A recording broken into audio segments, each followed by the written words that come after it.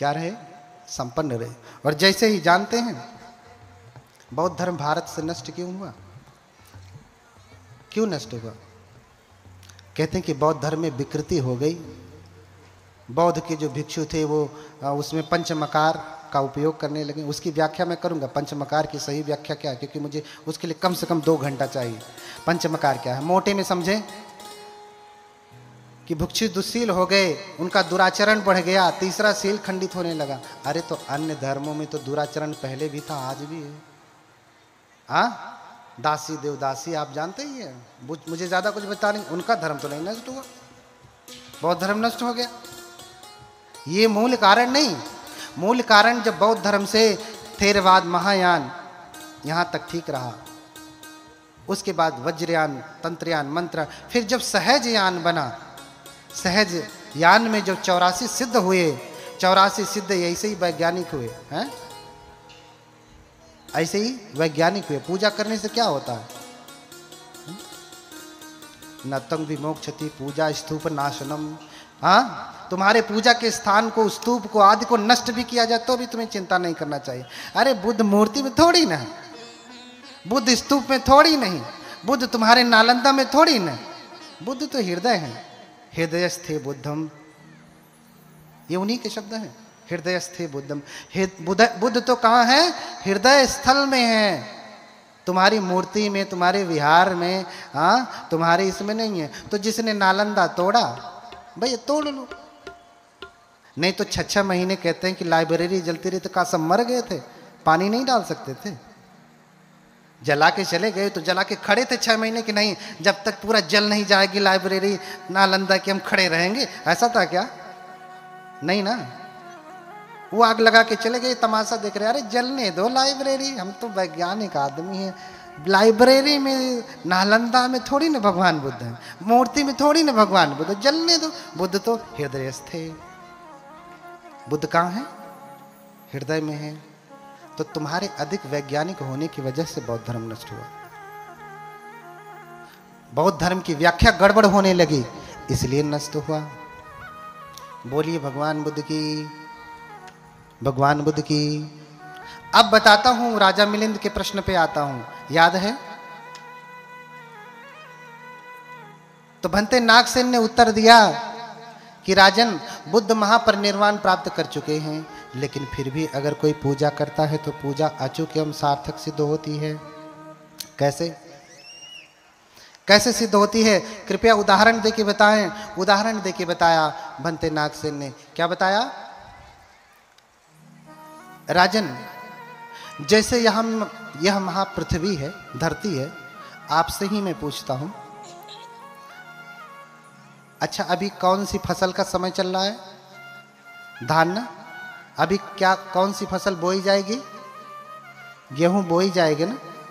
गेहूं बोया जाएगा या बोया गया होगा, शुरू हो गया होगा कहीं?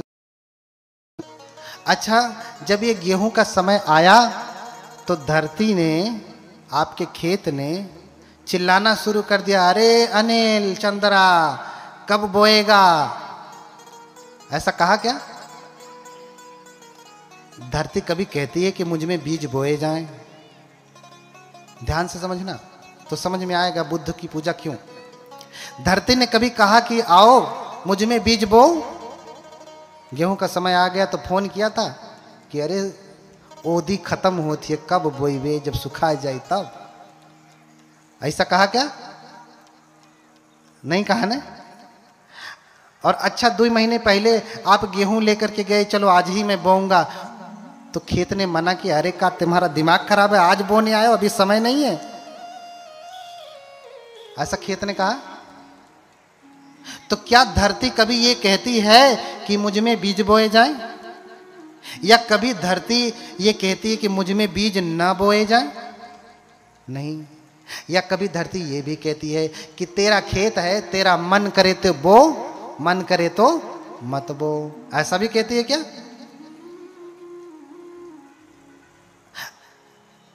तो राजन, धरती चाहे कहे या ना कहे, जब आपको फसल चाहिए तो आप क्या करते हैं? आप बोते हैं तो आपको फसल नहीं मिलती, अनाज नहीं मिलता। बोलिए, धरती मैया आपकी सबसे बड़ी मैया कौन? धरती मैया ना। क्यों? क्योंकि उन्होंने ही तो हमें संभाला। तो 9 महीने कौन सी मैया ने संभाला? हाँ, अभी कल ही बताए थे कि धरती से भी बड़ी कौन है, तो कैसे धरती मैया?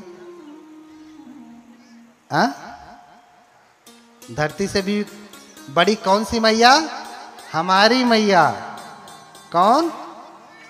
हाँ, बोलिए भगवान बुद्ध की करुणा हो। तो जैसे धरती कभी ये नहीं कहती कि मुझ में बीज बोए जाएं, धरती कभी ये नहीं कहती कि मुझ में बीज न बोए जाएं, धरती कभी ये भी नहीं कहती कि तेरा मन करे तो बो, मन करे तो मत बो। लेकिन हमें फसल चाहिए, तो जब समय आता है तो हम जाते हैं और बीज बोते हैं, तो लहलहा के फसल उठ जाती है। और वर्ष भर हम गेहूं खाते हैं, चावल खाते हैं, दाल खाते हैं, चना मटर क्या क्या सब खाते हैं ना। ऐसे ही बुद्ध कभी ये नहीं कहते मेरी पूजा करो। बुद्ध कभी ये भी नहीं कहते कि मेरी पूजा मत करो। बुद्ध कभी ये भी नहीं कहते कि तेरा मन करे तो कर, मन करे तो मत कर। लेकिन हमारा मन क्या कहता है? तो बुद्ध चाहे कहें चाहे न कहें, अगर हम बुद्ध को आश्रय करके पूजा करेंगे तो पूजा अचूक एवं सार्थक सिद्ध होगी। बोलिए भगवान बुद्ध की। समझ में आया? बुद्ध कहें या ना कहें, हम जब पूजा करेंगे तो हमें फसल मिलेगी, पूजा का फल मिलेगा। ये देखिए ऑर्गेनो बजा रहे हैं ना, थोड़ा सा तेज आवाज में, ऑर्गेनो बजा रहे हैं ना। जब ये दोपहर को 11 बजे आ गए थे, तो इनका ऑर्गेनो इनको चिल्ला चिल्ला के कह रहा था, अरे चल बजा रे, कथा का समय निकला जा रहा है। कहा क्या? हाँ? या जब ये बजाने लगे, मैं तो आया नहीं, तो उससे पहले ही बजा रहे थे, तो बजाते समय इसने कहा कि अरे अभी क्या तू पगलाया हुआ, अभी तो भंते आए ही नहीं, तू क्या बजा रहा है अभी? ऐसा कहा क्या? ढोलक भी देख लीजिए, ढोलक कभी कहती है कि मैं बजूं? नहीं। ढोलक कभी ये कहती है कि मैं न बजूं? नहीं। ढोलक कभी ये भी कहती है कि तेरा मन तू खरीद के लाया है, मन करे तो बजा, मन करे तो मत बजा। ऐसा कभी कहती है ढोलक? नहीं। लेकिन जब हमें चाहिए होता है संगीत, जब हम गाते हैं, हमें उसकी नाद चाहिए होती है, तो हम बजाते हैं। हमें नाद नहीं मिलता, आवाज नहीं मिलती, मिलती है ना। ऐसे ही बुद्ध कभी नहीं कहते कि मेरी पूजा करो या मत करो, मन करे तो करो, मन करे तो मत करो। लेकिन जब हमें पुण्य फल चाहिए तो हम उनको आश्रय करके पूजा करते हैं, तो पूजा अचूक एवं सार्थक सिद्ध होती है। बोलिए भगवान बुद्ध की, बोलिए भगवान की। प्यास लग गई? बोलत हई हम प्यास लगत ही तोहरे। हाँ, बोलिए भगवान बुद्ध की।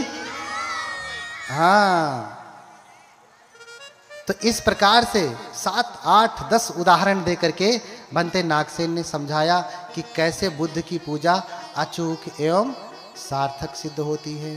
धम्मपद की ही गाता है, पूजा रहे पूजयते।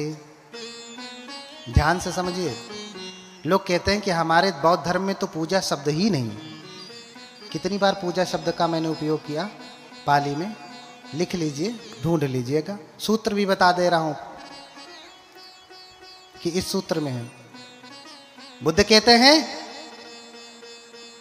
पूजा रहे पूजयते बुद्धे यदि व सावके, पपंच समति कंते तीर्ण शोक परिदवे, ते तादि से पूजय तो निबुतो अकुतो भये, न सक्का पुण्यं संखातुम इमेतामिति केनचि। बोलिए भगवान बुद्ध की। कह रहे हैं कि पूजा रहे पूजे तो, अगर कोई पूजा की कामना से पूजा करना चाहे, अरहत की करे, श्रावक संघ की करे, बुद्ध की करे, है ना। पपंच समति कंते तीर्ण शोक परिदवे। क्यों पूजा करें?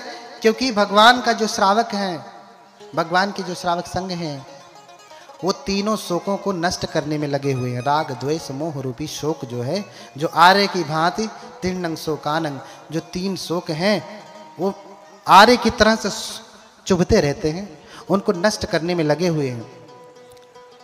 पपंच समतिकंते तीर्ण शोक परिद्रवे, इन तीन शोकों का जो प्रपंच चल रहा है हमेशा, कभी राग जगता है, कभी द्वेष जगता है, कभी मोह जगता है, ये प्रपंच चलता रहता है, चलता रहता है, चलता रहता है।